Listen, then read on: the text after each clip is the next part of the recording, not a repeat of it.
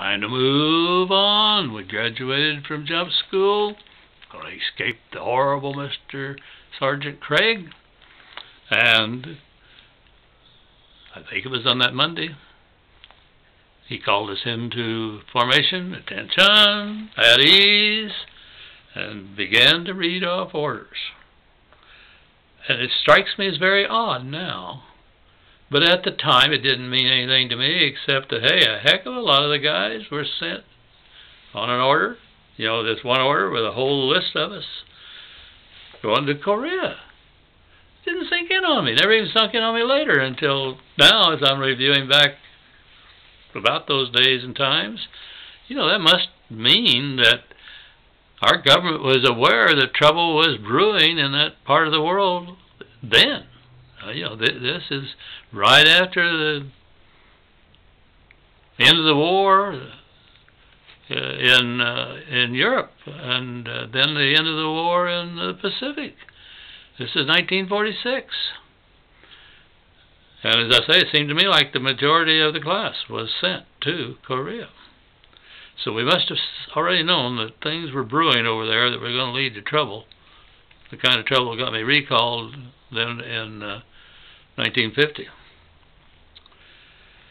Well, smaller groups were called off to various posts and to various schools. And, you know, you're thinking, there's not many of us left. As they called them, they dismissed them. Man, you're looking around, there's not many of us left. I wonder where they're sending us. And the sergeant says to him, "Chut, dismissed. Dismissed. Hey, Sarge, what about us?" "Don't know. Hang around. Don't get in any trouble. Be where you can hear me. Because there will be more orders. You will be assigned somewhere." And I don't remember. I know it wasn't. I don't believe it was that day. But I don't think it was more than the next day or 2 days later at the most. Called us back into formation. Don't remember where everybody went, but 2 or 3 of us were assigned to post duty at Fort Benning, Georgia, including me. And the order said that you report to such and such a company for quarters, and then on and give you a day later that you would report to a colonel in a certain building in the infantry school that was being conducted there at Fort Benning as a correspondence course program for reserve officers who were wanting to, you know, get more current, maybe get in line for promotion and so on. And when I reported, sure enough, I reported to a major. The nicest thing was, though, you know, I'll get to reporting to the major later, but the nicest thing was to check into that holding company, or whatever they call the company where I was to have quarters. And the quarters was nothing except a bunk.